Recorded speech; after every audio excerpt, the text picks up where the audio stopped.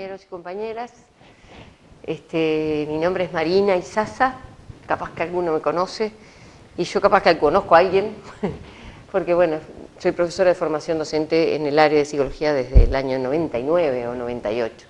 Quiere decir que alguna generación que otra han pasado por mis aulas, que no me pertenece, pero las guardo con mucho cariño. Bueno, el tema que nos convoca es importancia de la teoría de las inteligencias múltiples, estrategias para su desarrollo en el ciclo de educación primaria.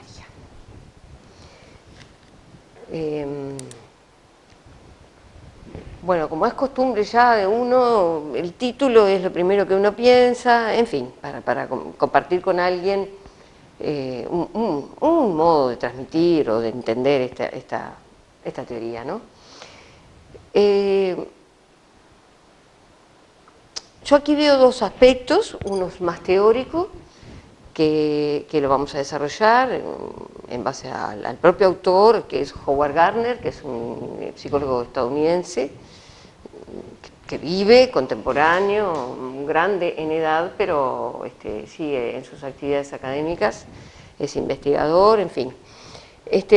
Esa parte teórica y una parte más que es llevada a la práctica concretamente, porque también el tema pide, a continuación, estrategias para desarrollar en el ciclo de la educación primaria, es decir, de todo el ciclo, desde primero o educación primaria, capaz que estoy errando, pero incluye jardinera, primero, segundo, tercero, hasta sexto.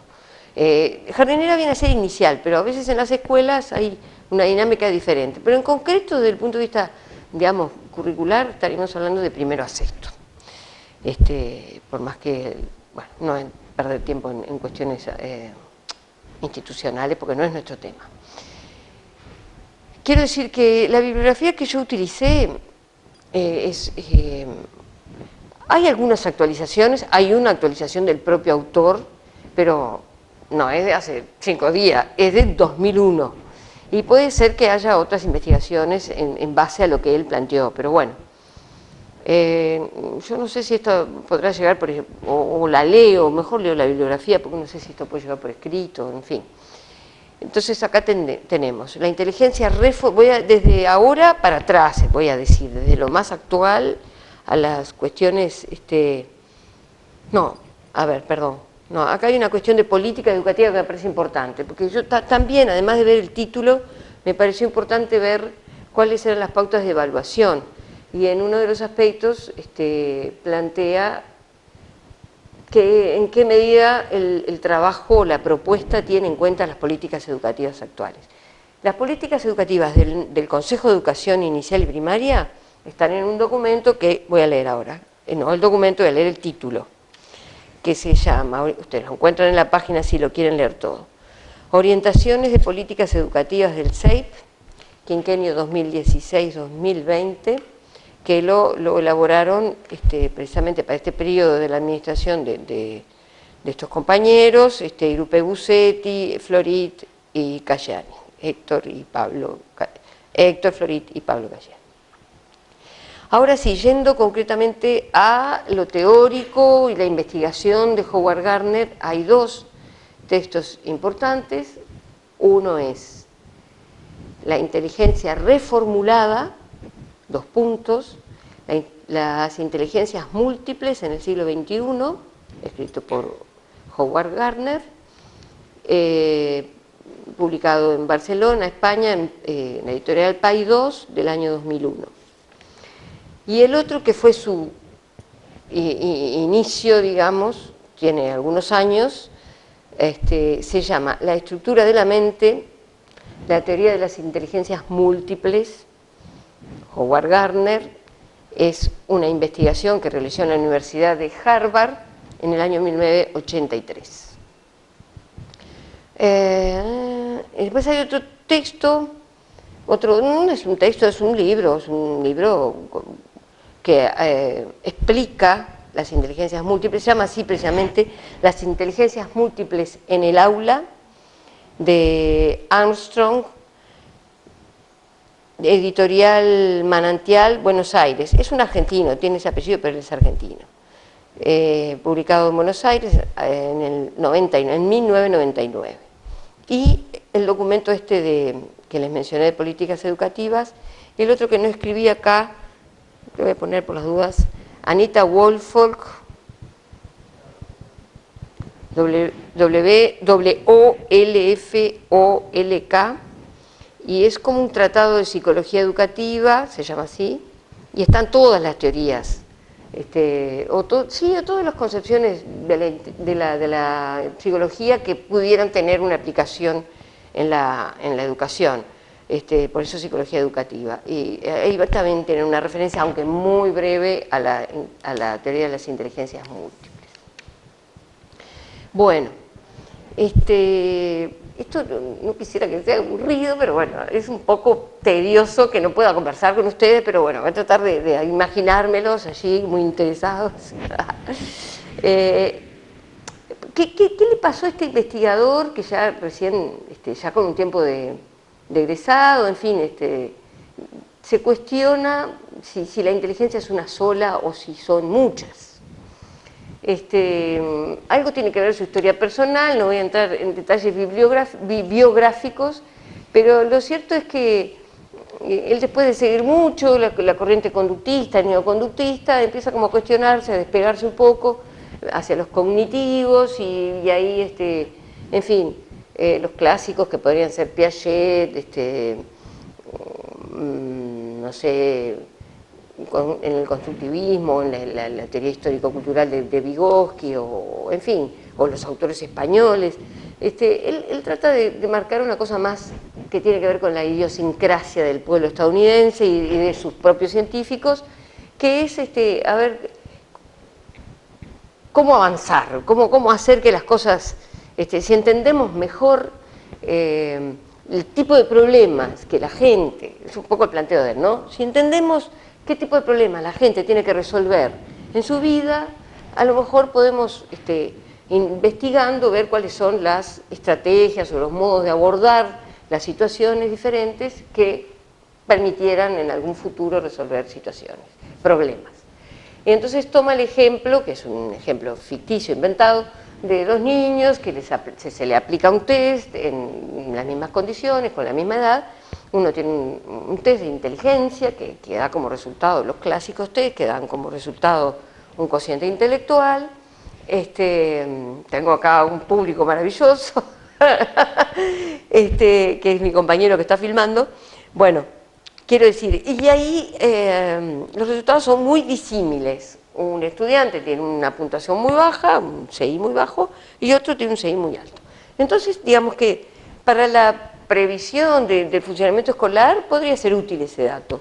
Y efectivamente, el que sacó mayor puntuación, o se supone, se puede decir, entre comillas, muchas comillas, es más inteligente, cursa la educación primaria y todo el resto de los tramos educativos sin ningún inconveniente, el otro con dificultades, pero culminan los dos sus ciclos y salen al mercado laboral. El asunto es que el ejemplo que pone Gardner, que le sirve, como a todo investigador, los ejemplos sirven para su teoría, y así debe ser, porque no estaría bueno que uno ponga ejemplos que contradicen la teoría, ¿no? Después ya no va a faltar quien venga a cuestionar la teoría con ejemplos. Entonces, dice Gardner, ¿qué pasa? El estudiante que le fue muy bien, que se presumía que en su vida iba a tener éxito, tuvo una vida más bien aislada, con poca comunicación social, de muy brillante carrera en ingeniería, con muy buenas notas, pero con, no sé, un estado anímico un poco quedado, sin buscar oportunidades de trabajo, en fin, le costó mucho, terminó no, porque no se sabe exactamente en qué termina, porque bueno, en fin, la vida es larga, pero bueno, él lo toma como un corolario así, el autor, digo, que este estudiante brillante en la primaria tiene un cargo administrativo en un banco. Y el otro, que tuvo un desempeño muy por debajo, tiene un tipo de movimiento social o de tomar contacto con empresas y en fin, tenía un título universitario también y logra un producto de éxito a nivel del medio, del contexto en donde se estaba moviendo y se desarrolla, se podría decir, en su máximo potencial. Acá hay algunos conceptos que podrían ser discutibles, que es el éxito, si es el dinero, si es la fama, si es el reconocimiento, si es que estás tranquilo en tu casa o con tu familia o con tu perro. Pero no ese es el punto. El hecho es que este autor lo toma como, bueno, buenos resultados, productos aceptados por el medio, sujeto más inteligente, para decirlo rápidamente. Esto que parece tan sencillo y que podríamos decir 2 más 2 es 4, no es tan así para él, y entonces se pone a pensar y a indagar, a observar cuáles de las habilidades humanas, que hay muchas, podrían llamarse inteligencias. Eso viene a cuestionar el modelo hasta el momento hegemónico, digamos, de que la inteligencia es una sola. Hay un factor G, decían algunos ingleses, Spearman, un factor G general que se expresa en cualquier actividad, ya sea en el lenguaje, en una actividad motriz, en lo que sea, pero en una prueba se puede captar en una situación, digamos, de laboratorio, porque hay infinidad de pruebas con distintas modalidades, distintas consignas, ahí captaríamos el factor G. Pero la inteligencia es una sola. Ese es el planteo clásico. Para Gardner, que va a definir la inteligencia de un modo peculiar, distinto a esa concepción de la inteligencia, que más bien tendría que ver con una capacidad general de adaptación, en fin, que se expresa con distintas habilidades, unas motrices, otras verbales, otras más sociales, otras de armado, de estructuras, en fin, que son todas las pruebas de los distintos test, a lo mejor ustedes ya conocen. Corriéndose de ese paradigma, Gardner dice que la inteligencia es una posibilidad que tienen los humanos de lograr producir un resultado material o inmaterial, no importa, lograr un producto que sea aceptado por el medio, que sea valioso, que sea útil, que a la gente le interese, que en el medio académico o en el medio que fuera cause un impacto. Y al mismo tiempo, la otra condición que debe tener, o que tiene, según Gardner, la inteligencia, es que resuelve problemas de diferente índole. Y acá es donde se vuelve un poquito más interesante la cosa. ¿Qué tipo de problemas podemos tener los humanos? Depende de las edades, obviamente, del desarrollo evolutivo, pero no son solo tipos de problemas matemáticos, dice Gardner, o tipos de problemas que no me sale una oración para escribir un tema en una redacción. Es decir, la escuela, según este autor, se ha ocupado excesivamente de lo que sería la inteligencia matemática y la inteligencia lingüística. Y sin embargo, los humanos nos estamos enfrentando a múltiples situaciones. Tengo que enganchar no sé qué cosa, un micrófono, una luz en la pared, y tengo que buscar el modo de llegar, si es más alto, más bajo, tengo que hacer equilibrio, cómo me sostengo con el cuerpo, qué noción tengo para cruzar una calle, la distancia que veo entre que viene, más allá de que hay artefactos para todo, tenemos un semáforo que nos lo indica, pero a lo que voy es que igualmente el ojo humano empezó a aprender de alguna manera con el paso de los milenios que hay que poder medir los peligros, las distancias que tienen los autos en el caso de cruzar una calle con tránsito, ¿no? Y como eso muchos ejemplos, de distintas habilidades o actividades que tenemos que realizar para sostener la vida, para defender la vida en una palabra. Entonces, ahí es que el autor empieza un poco como a buscar en qué fuentes se puede inspirar, o sea, qué mira, a dónde investigar y cómo investigar.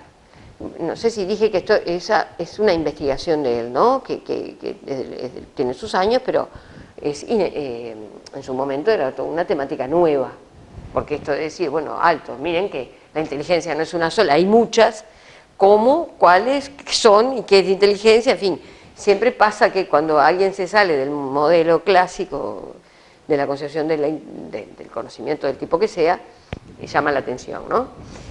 Bueno, y la metodología que él utiliza es ponerse a ver en la historia de la humanidad, cómo ha sido el desarrollo de las distintas habiliddas, a que le llamamos habilidades acá, bueno, cómo es, sí, la comprensión de factores o de elementos abstractos, que podrían tener que ver con la matemática, después vamos a ir diciendo una a una, ahora las voy a decir más genéricamente, pero también tenemos que tener posibilidades de movernos en espacios más pequeños, de apurarnos y utilizar nuestro aparato locomotor de determinada manera. Todo va conjuntamente con la maduración y con la estimulación del medio, pero hay un desarrollo de la especie que viene filogenéticamente dándose de acuerdo a un calendario madurativo. No me quiero ir por las ramas, así que voy a mirar el esquema, y entonces hay distintas actividades que hacemos para sostener un día común de actividad, la cotidianeidad, digamos, ¿no? Y ahí es que él empieza a pensar en, observando lo que pasa en la humanidad, ¿no? Cuando se hacen los primeros signos en una pared, cuando aparecen observaciones en la naturaleza, cuando alguien se interesa por lo que le pasa al otro, en qué momento se desarrolla un habla o un lenguaje más allá de lo gestual, fonético, digamos, con una fonación específica acorde a nuestro aparato fonético fonológico, en fin, todas estas cuestiones que van marcando modalidades de actuación en el mundo. Él las va a separar, pero en definitiva actúan todas juntas estas inteligencias. Y ahí vamos a ver cada una de ellas. Bueno, yo estaba diciendo un poco también, sí, antes de entrar en eso, de qué modo él se puso a investigar todo esto, ¿no? Dado que estas inteligencias son de origen biológico porque están en la especie y la especie las utilizó, estas habilidades, estas posibilidades para sobrevivir, las tenemos todos. Esa es una primera cosa que tenemos que darnos cuenta.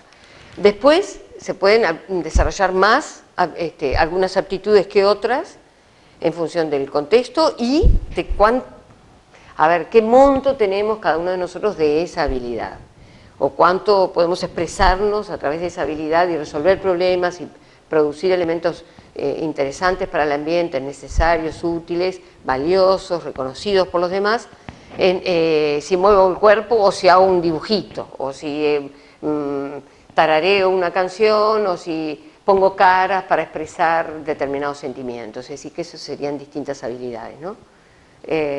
Entonces, también se fue a investigar a las personas concretamente, ¿no? ¿Qué le pasa a las personas que sufrieron, por ejemplo, lesiones cerebrales, según las áreas que no voy a entrar en eso, porque no estamos en neurología, pero tiene conexión con lo psicológico? Las áreas del sistema nervioso tienen especificidades, otras funciones están en forma genérica, muy difusas en todo el córtex cerebral, pero bueno, observando un lesionado en el área del lenguaje, va a observar que no va a poder recordar determinadas palabras, sin embargo, podría cantar. Y bueno, ahí es donde se da cuenta que una cosa es utilizar determinadas palabras para expresarse y otra cosa es tener la habilidad de cantar, que también comunica. Como hay unos misterios, desde el punto de vista orgánico, digo, del sistema nervioso concretamente, que Howard Gardner no va a investigar porque no es su especialidad, pero que sirven como evidencia para decir, bueno, entonces acá hay distintos modos de expresión y eso sí lo voy a investigar. ¿Qué se resuelve con cada uno de esos modos de expresión? Por otro lado, observa grandes sabios en su infancia, o lo que podrían ser niños prodigios, o personas como, no sé, hay una película, ahora no me sale el nombre, estuve mirando eso, el nombre hoy, pero ahora no me acuerdo, donde el sujeto tiene una gran habilidad para hacer cuentas matemáticas de números de muchos dígitos, pero no puede establecer un vínculo social, no recuerda la dirección de su casa, en fin, como habilidades muy potenciadas y muy debilitadas otras.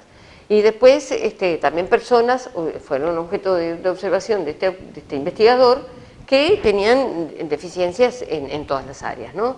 Es decir, que él tuvo un panorama bastante complejo en cuanto a los materiales que observó o los métodos para observarlos, ¿no? Yo me iba a remontar un poco a la historia de los test, pero me parece que me lo voy a saltear porque si no se nos va a hacer muy largo. Entonces vamos a ir directamente a las inteligencias. Bueno, no, generalidades. Tengo el esquema que me dice, léeme.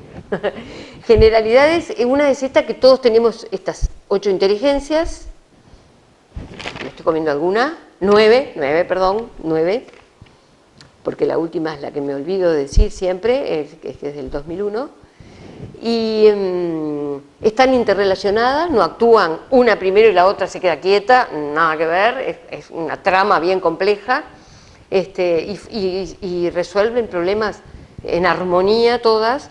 Ahora, puede haber momentos en que se exprese más una que otra. Lo interesante para el educador o para quien está a cargo de un aula, digamos, con niños, por ejemplo, es poder conocer qué les interesa más a los chiquilines, que seguramente, según la teoría de Gardner, va a tener que ver con su inteligencia, que predomina, el tipo de inteligencia que predomina en cada niño, y hacer propuestas acordes a eso. Porque también los materiales, las propuestas, todas están, o todas las actividades humanas están impregnadas, como si dijéramos, teñidas por algún tipo de inteligencia. Es claro esto que dice, ¿no? Bueno, si escucho una música, después más allá de si soy capaz de componer música o no, bueno, esa música está basada en un código que tiene una inteligibilidad o una posibilidad de comprenderse que tiene que ver con lo armónico, con los compases, con los ritmos, y bueno, eso es algo muy claro. Ahora, el asunto es que él lo corre de, esto no es una cuestión artística, sino que es una inteligencia, y la tenemos todos, esto es lo novedoso, y todos los niños la pueden desarrollar, la danza o lo que fuera. Vamos a darle los nombres que le da el autor, porque si no voy a decir, voy a entreverar un poco. Acá está. Bueno, Howard Gardner habla de las 2 primeras, digamos, que son muy clásicas y las tengo muy claras los maestros, porque estamos en el machaque con esa siempre, al lingüístico verbal, que alude a la habilidad de utilizar expresiones simbólicas, signos, sean orales o sean escritos, que permiten resolver situaciones, comunicarse con el otro, comprender estados de ánimo, en fin, tiene que ver con el lenguaje y es escrito o puede ser hablado, pero siempre es lingüístico verbal, ¿no? Porque justamente, no vamos a decir, sí, podemos hablar con el cuerpo, bueno, pero ahí ya estamos en otro tipo de inteligencia. Es verdad que el cuerpo comunica, lo dice el autor también, pero él pone hincapié en que son tipos distintos de inteligencia. Acá tendríamos que abrir un paréntesis, pero no me voy a ir por ahí, pero sí lo voy a aclarar, en relación a la metodología que utiliza Gardner, que es bien compleja, para ver a qué le llama inteligencia y a qué no. Es como si sometiera a cada una de las habilidades a unas pruebas. A ver, esta habilidad ¿es factible de traducirse en códigos abstractos, formales? Si no lo es, no es una inteligencia. Esta habilidad puede, a su vez, tiene un desarrollo filogenético en la especie y a su vez un desarrollo ontogenético, es decir, en cada sujeto empieza de lo menos y va increciendo, llega a un punto de auge y luego decrece, varía esta curva de desarrollo, digamos, varía en cada una de las inteligencias, pero se dan todas. Bien, otro requisito que pasa para ser inteligencia es si estas inteligencias, o cada una de estas habilidades o estas inteligencias pueden ser rastreadas en la humanidad, que ya lo dije, con el desarrollo ontogenético de la especie, perdón, filogenético de la especie, pero que a su vez la estimulación logra hacerla avanzar. Si llega digamos, un techo en que no hay grandes avances, entonces no es una inteligencia. Creo que se va a entender mejor esto cuando las mencione y las describa. Ustedes ya las conocen, las recontra conocen, pero igual mi tarea hoy es sistematizar esto lo más que pueda. Entonces, aclarado eso, una cosa importante que ya lo dije, la inteligencia para ser tal debe ser una capacidad, o es por definición de Gardner, de resolver problemas que son de índole valioso, para la cultura, para la comunidad, ¿no? Puede ser que para unos sí, para otros no. Pero bueno, me estaba acordando ahora recién, no sé, me vino un ejemplo de algo que vi en la televisión el otro día, y es que en una cierta zona de los Andes, que bueno, que sí, que hay nieve y que después se deshiela y corre agua, pero era muy difícil recogerla desde alturas muy altas para los plantíos que tenían los campesinos. Bueno, y entonces recogerla sí, pero después almacenarla y que no se evaporara y que tener un depósito de agua para utilizarla en la época en que no se podía, en la que el agua estaba en otro estado, ¿no? Que no se podía beber, por ejemplo, o calentar, y habría que cargar hielo, pero no, imposible. Bueno, y las personas, con ayuda de un científico, y esto es importante, porque él los ayudaba a pensar, ellos daban las ideas, fue bien interesante la discusión, daban ideas de lo que precisaban y por qué, y en qué momentos del año, y él les sugería por dónde seguir pensando, qué herramientas, qué materiales, qué cosas tenían, y qué cosas habría que ir a comprar a algún lado. Bueno, este modo de resolver problemas que está en las personas, dice Gardner, bueno, está en los niños también, y si el maestro vendría a ser el científico, entre comillas, del ejemplo que puse recién, que pregunta, bueno, ¿por dónde vamos? ¿Qué precisamos? ¿Precisan una lupa? ¿Precisan una tijera? No sé. Pero escucharlos y verlos y observar, a ver cómo se expresa cada uno en su modo de resolver problemas. Yo lo cuento muy convencida porque me gusta la cuestión, pero sé que es difícil en el aula. Yo soy maestra y es muy difícil, y en la escuela actual, bueno, no vamos a entrar por ahí porque también es otro tema, pero bueno, estamos acá en lo teórico. Concretamente, vamos a ir, capaz que tengo que respirar y tomar agua, a cada una de ellas. Estábamos en el lingüístico verbal. La otra es bien identificable, la inteligencia lógico-matemática, que opera con operaciones, opera con números y opera con, sobre todo, digamos, para hacerlo más genérico, conceptos abstractos, y puede decodificar signos y símbolos. No es simplemente las operaciones matemáticas o geométricas, sino que también esa inteligencia lógico-matemática, el poder entender, no sé, una guarda de telar que tiene unos motivos que se van repitiendo y que tienen un ritmo también, y que tienen un código, porque a su vez remite a experiencias de quien hizo la guarda o quien diseñó ese telar. En fin, allí hay un ejemplo de varias inteligencias al mismo tiempo, ¿no? También una inteligencia visual clarísima y espacial, ¿no? Por la cuestión de la proyección de cómo va a quedar ese telar en una franja, en una manta, en una vincha, en lo que fuera, en una carterita. Bueno, no me voy a desviar. Mencioné dos. La siguiente inteligencia sería la corporal sinestésica, que tiene que ver con el control de mis propios movimientos y cómo yo logro integrarme al espacio, pero logrando movimientos armónicos. ¿Qué son armónicos o armoniosos o lindos o buenos? Bueno, no sé, eso depende de lo que la gente que me está mirando. Y esto vuelve a remitir al autor. Tendré una inteligencia sinestésica corporal interesante si el otro me sigue mirando, si le gusta cómo yo me muevo, si le estoy transmitiendo algo corporalmente, si me estoy comunicando, y logro un despliegue, digamos, en el espacio a través de mi cuerpo, sin hablar, si no necesariamente, no tiene por qué haber sonido ni música, es simplemente lo corporal en el espacio, en el movimientos en el espacio. O en espacios reducidos, ¿no? Porque eso también, los mismos son geniales para esas cosas. Bueno, una inteligencia corporal sinestésica, tendría que ir marcando, sí, aquí y aquí.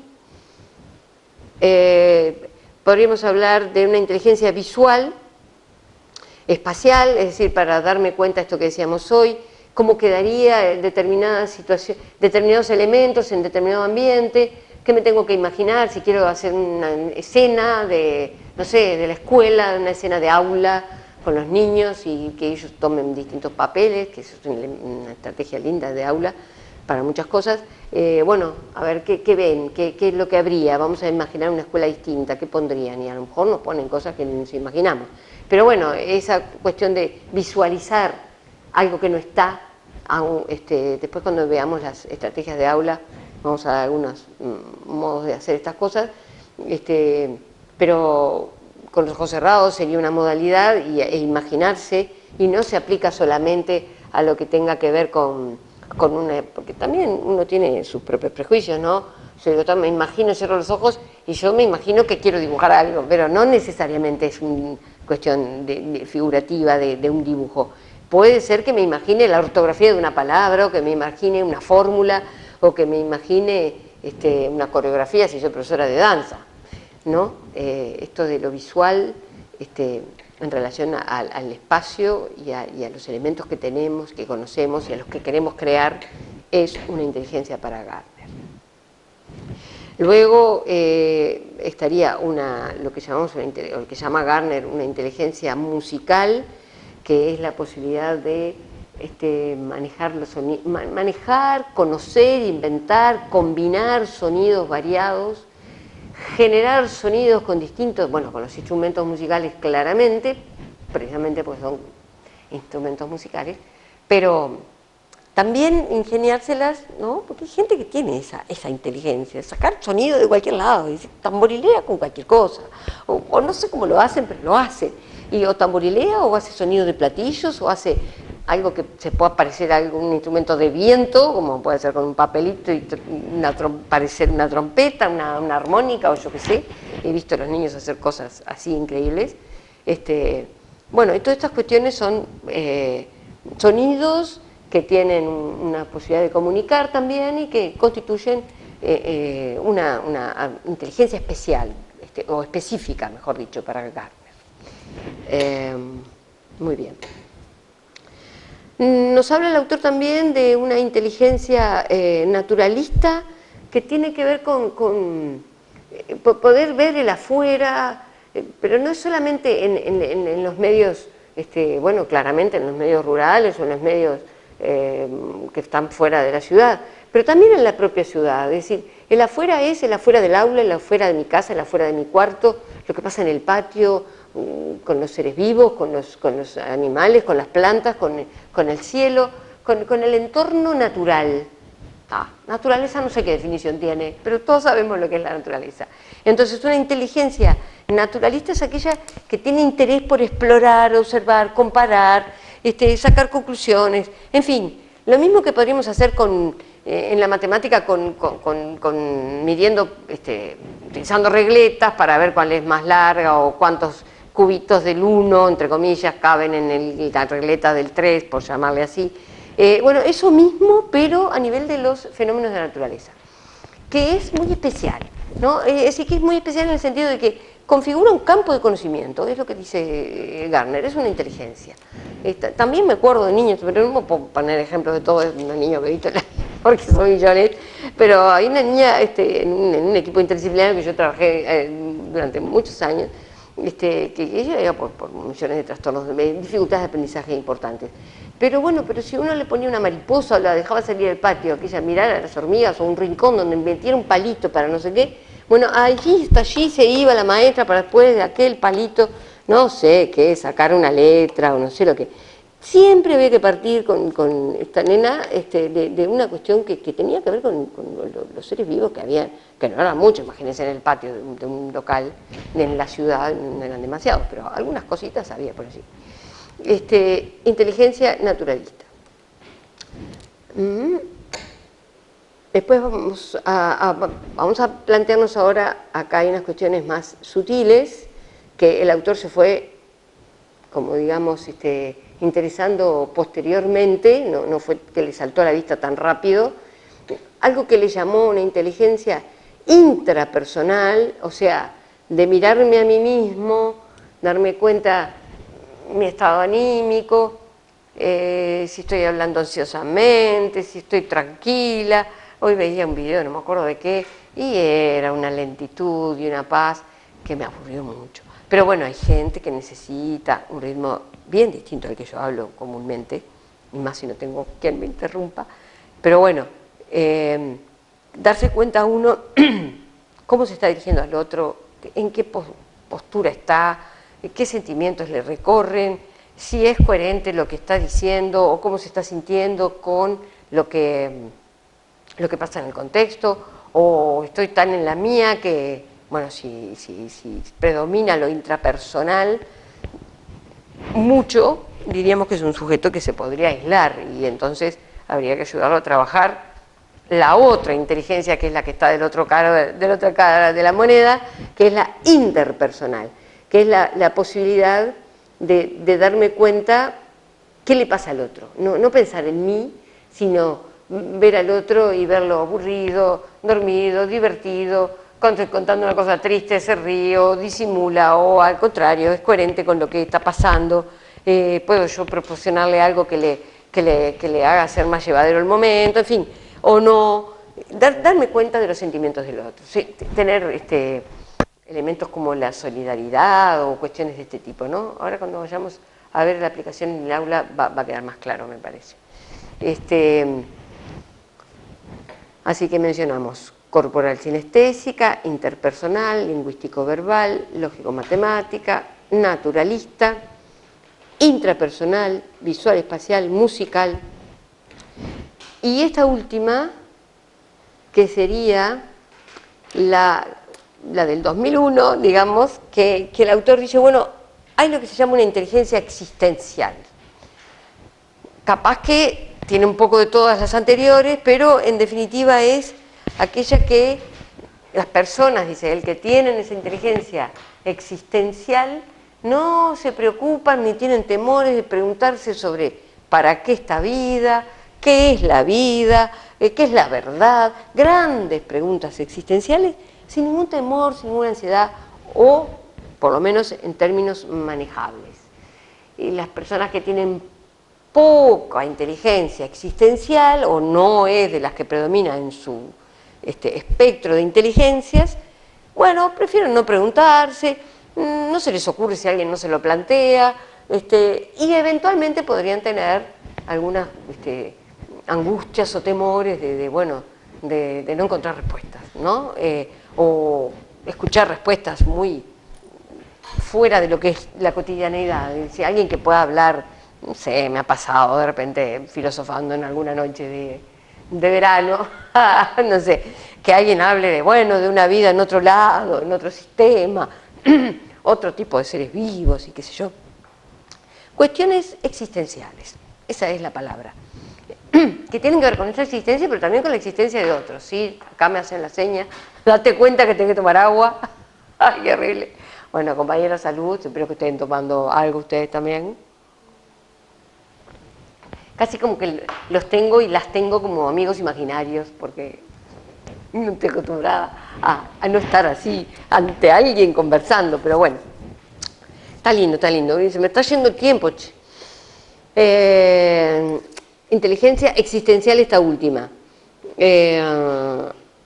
A ver si... vamos a ir a las definiciones. Digo, más o menos estábamos en las definiciones, pero quiero ser más precisa. No le voy a mostrar estos carteles porque me dan un poco de vergüenza, porque están hechos a mano, muy a lo maestra Ciruela, pero ese es mi estilo, ¿qué le voy a hacer? Lo que sí las voy a ordenar, y tienen colores para que yo no me confunda. Nada, tampoco voy a hacer misterio, se los puedo mostrar. Por ejemplo, acá dice inteligencia corporal sinestésica. No traten de leer porque no creo que puedan. Pero no voy a ser egoísta y misteriosa y decir, no, esto es solo mío. Esta inteligencia corporal sinestésica involucra la flexibilidad, acá está dicho con las palabras del autor, flexibilidad, coordinación motriz, control de los movimientos, un cuerpo que se sabe articulado y que uno tiene conciencia de sus articulaciones. Y acá en esta partecita le vamos a poner lo que serían las estrategias para el aula, que son algunas, porque ustedes obviamente que se van a imaginar millones más. Pero como el tema incluye las dos partes, yo no quiero omitir eso. Entonces, a mí me parece que ustedes las pueden pensar perfectamente, pero voy a decir algunas de las que se me han ocurrido a mí o que he visto en los libros, en fin. Yo me nutro también de lo que el ambiente me da. Por ejemplo, jugar a las estatuas, poner una posición en el cuerpo que represente determinados sentimientos, y esto es totalmente libre porque esta como todas no tienen un límite, tienen la forma de expresión que cada uno le da. Esa es mi inteligencia corporal sinestésica. Si me pedís que ponga un sentimiento triste, a lo mejor yo doy un salto y otros se acurrucan en un rincón, no lo sé. Puede haber una tendencia mayoritaria a hacer determinadas cosas, pero no está ni bien ni mal, es inteligencia corporal porque lleva a nivel del cuerpo a una posición para expresar lo que me dijo la consigna. Gestos diferentes de acuerdo a lo que está sucediendo en el aula, cuando me equivoco, poner un gesto, cuando hago correcto, cuando la maestra no está, cuando la maestra está, en fin, expresar corporalmente esto de los sentimientos. Actividades del aula podrían ser estas, ¿no? Pueden ser otras millones, muchas más que esas. Luego, a ver, vamos a ver por la sinestésico, corporal sinestésica, la voy a dejar para después. La lingüístico-verbal, que se define según el autor. La facilidad, esta está más entreverada, sé que le puse más cosas, yo qué sé, no se ve mucho, pero no voy a hacer misterio y ahí la están viendo. Lingüístico-verbal es la facilidad para comunicarse con el lenguaje de signos. Ustedes saben que el signo, rápidamente, es un elemento que tiene un componente representativo real y otro abstracto. La palabra, quiere decir que hay elementos que están conectados con la realidad y otros que son puramente abstractos. Que se diga de este modo en español o que se diga parole en italiano, que se diga, eso es absolutamente abstracto y arbitrario. Entonces es un signo. Y lo gráfico, lo escrito también es un signo, que la S tenga la forma que tiene, en otro lenguaje, en otra lengua, en árabe o en lo que fuera, tiene otra forma, pero siempre son signos, verbales o escritos. Bien, tan sencillo como eso es la inteligencia lingüística. Estrategias en el aula, bueno, acá hay más posibilidades, ¿no?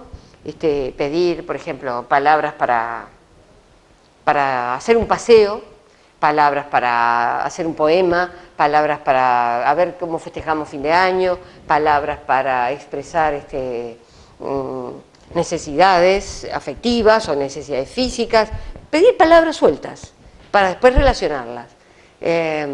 Hacer publicaciones con los estudiantes, con los niños, narraciones del tipo que sean, las hacen ellos, las hago yo, las hace un compañero de otra clase, viene un abuelo o la señora que está limpiando, un día le pedimos que pare un poquito, que nosotros pues la ayudamos y que ella nos haga una narración, quien sea.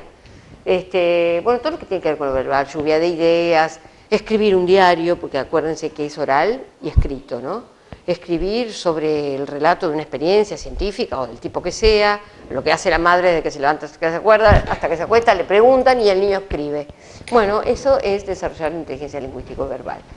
Utilizar grabadores que nos ayuden a oírnos, eso yo lo hago poco, yo no me oigo, porque después cuando me oigo no me gusto, pero me voy a ver en estos videos a ver qué espanto y cómo atormenté a la gente con torrente verbal. Bueno, no puedo preguntarle nada, tenemos que seguir. Inteligencia musical, acá las habilidades son las de poder escuchar y discriminar sonidos, instrumentos, sonidos de la naturaleza, si son de animales, si son de vientos, si son de lluvia, si son de... ¿no? Acá ayuda esto, cantar, obvio que tocar instrumentos, hacer coros, hacer rap, hacer murga, lo que los chiquilines les guste hacer, lo que el medio haga, audiciones, preparar un escenario, que los niños canten, preparen, yo ayudo, y si no tengo mucha habilidad, pido ayuda para que alguien me ayude en el aula. Esto es a título muy brevemente informativo, ustedes van a pensar muchas más. Estoy corriendo algunas que son más abstractas para ir a las más, yo las siento más abstractas, no sé.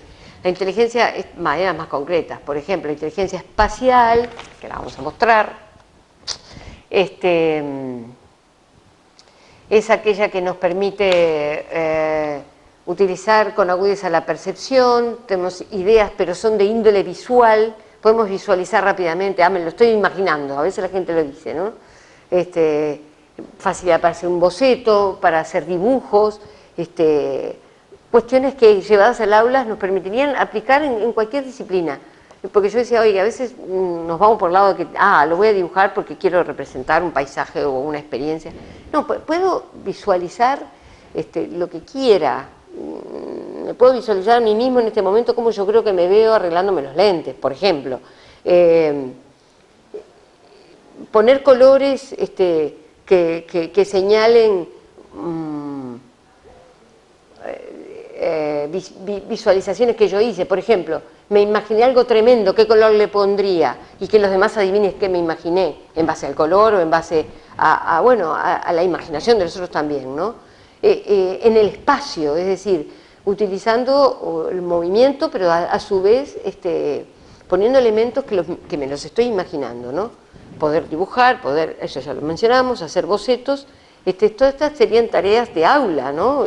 Para la ortografía, para las fórmulas, para recordar hechos, experiencias científicas, lo que ustedes quieran. La inteligencia lógico-matemática. Esta que el contraste es lamentable del color con el dry pen, pero no importa, yo la veo. Acá la cosa es, como decíamos hoy temprano, hace un rato, utilizar elementos bien formales en el sentido de que se alejan de lo real. Podemos calcular, utilizar modelos, formular hipótesis, hacer razonamientos inductivos y deductivos, en base a esa inteligencia lógico-matemática.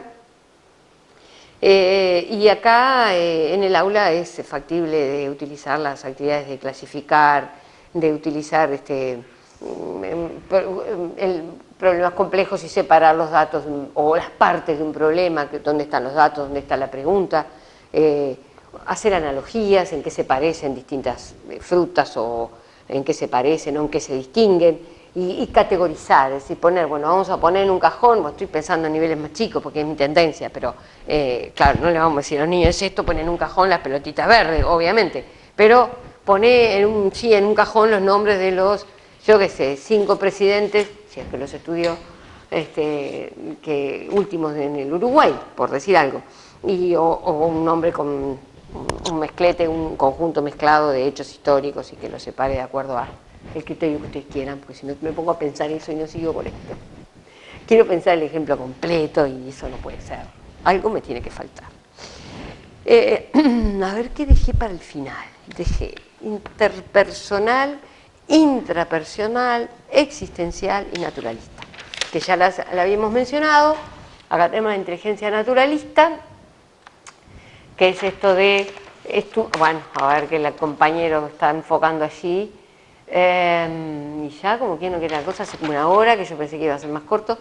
Estudiar la naturaleza, observar lo que está por fuera de lo que es lo manufacturado o fabricado por nosotros, humanos, o en nuestra casa, no importa. Que al final es una casa humana, porque a veces no parece, pero lo es. Salir del aula y observar, recolectar, preguntar a otro, preguntar afuera. ¿Por qué pasa esto? ¿Qué vieron acá? ¿Está todo igual? No sé, las preguntas que se le ocurren a los niños. Pero de ahí tenemos que salir con cabeza de vamos a observar lo que nos interese y después nos van a explicar, anotarán, en fin, llevarán su, no sé lo que es, unos prismáticos si quieren, una lupa o las herramientas, instrumentos que la escuela tenga o que consigan e interactuar con ese medio que es la naturaleza que se expresa también en las ciudades, insisto en eso. La inteligencia interpersonal, que la vamos a definir con las palabras del autor, a ver si digo bien, no, perdón, intrapersonal, esta es la intrapersonal.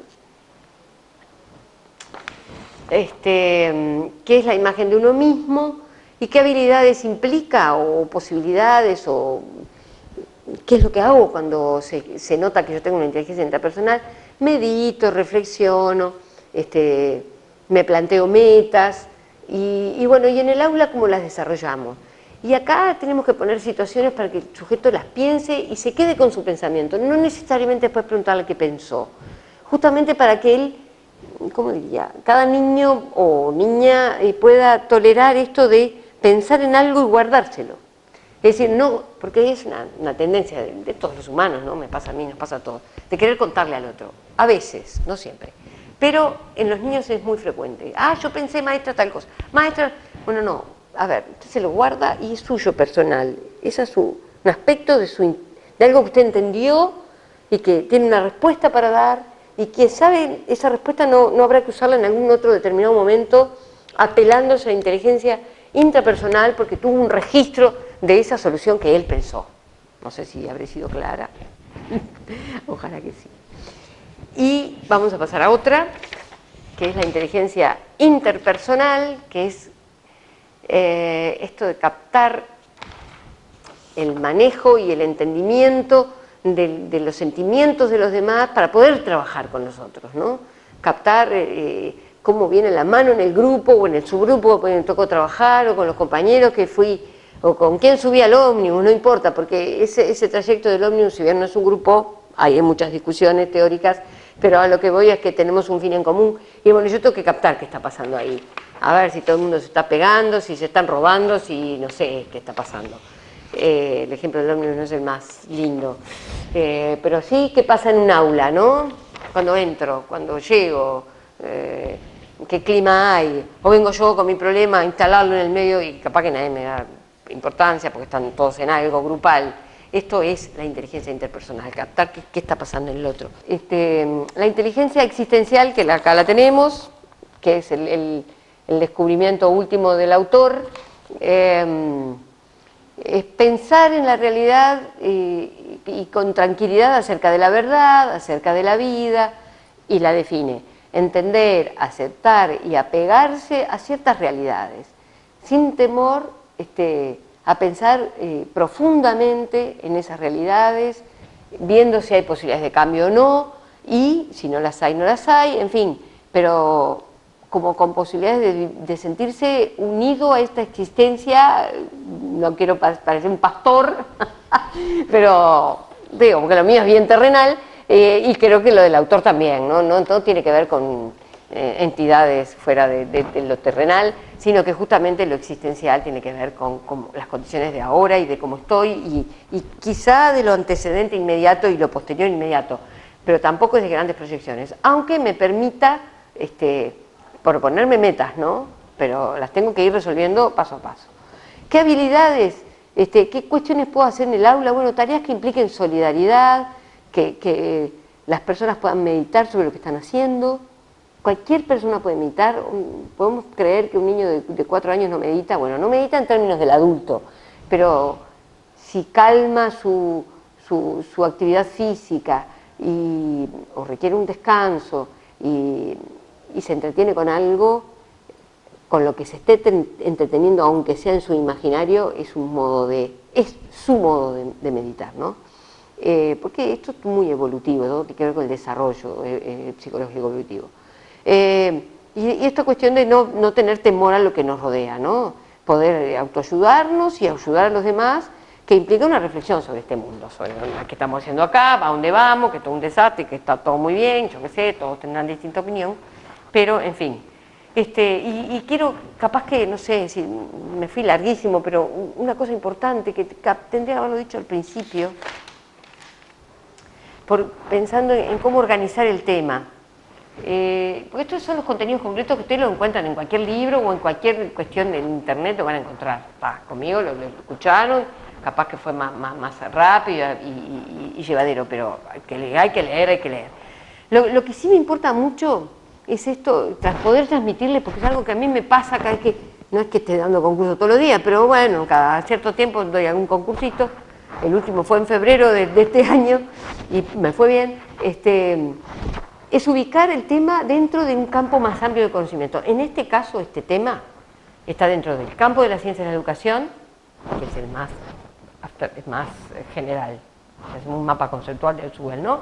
Luego, de allí, porque hay varias disciplinas dentro de la ciencia de la educación, lo ubicamos dentro de la psicología, y dentro de la psicología, de las cuestiones, la psicología es que le pasa a los sujetos, que piensan, que sienten, cómo se mueven y cómo aprenden los sujetos desde varios aspectos, ¿no?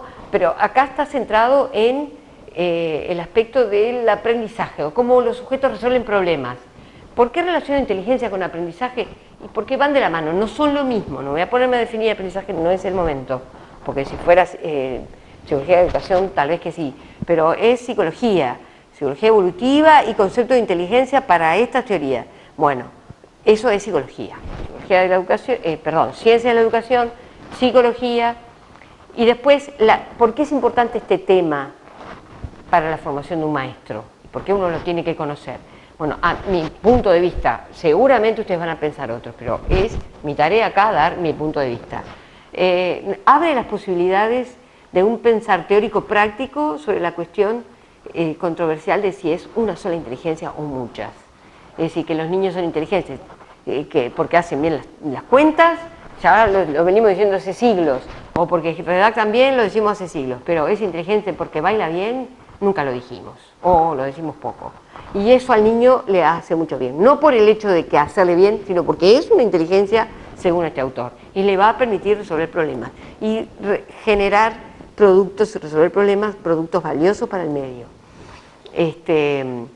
Luego está el aspecto de, entrando ya en el tema, hay distintos modelos de entender la inteligencia. Ustedes no van a desarrollar eso, porque si no nos vamos por las ramas, pero tampoco puede ser un escrito de 2 carillas. Entonces, una ubicación de las concepciones de inteligencia desde lo que es la psicometría, el cognitivismo, o sin entrar a explicar, pero sí saber que hay distintos modelos. La psicometría reducía todo a que es medible, y bueno, entonces apliquemos test que vamos a sacar un resultado medible. Después eso se relativizó. El cognitivismo dice, bueno, pasa todo por lo racional, consciente, y no le importa nada lo inconsciente.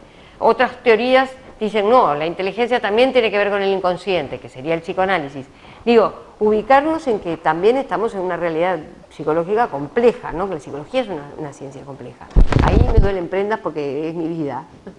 Y después no olvidarnos que estamos desarrollando, que las personas conozcan tipos de problemas y tipos diferentes, como dice Gardner, de resolver estos problemas, modos diferentes, hace a la riqueza de un ciudadano que va a tener que desenvolverse en situaciones complejas, está bien, con las garantías que tenemos en una república, etcétera, etcétera, pero también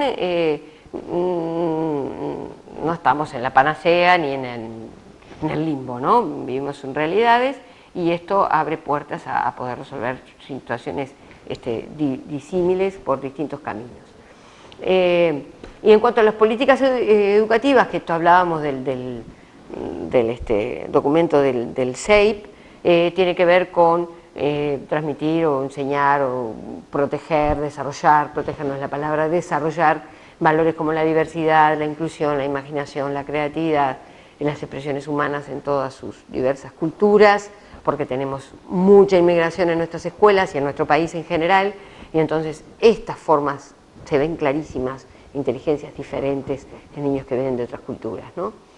Todo esto está incluido dentro de las políticas educativas y dentro de el fortalecimiento del cuerpo docente, ¿no? En cuanto a que tengan más herramientas teóricas y prácticas, lo cual mejoraría a su vez las condiciones de egreso de nuestros escolares.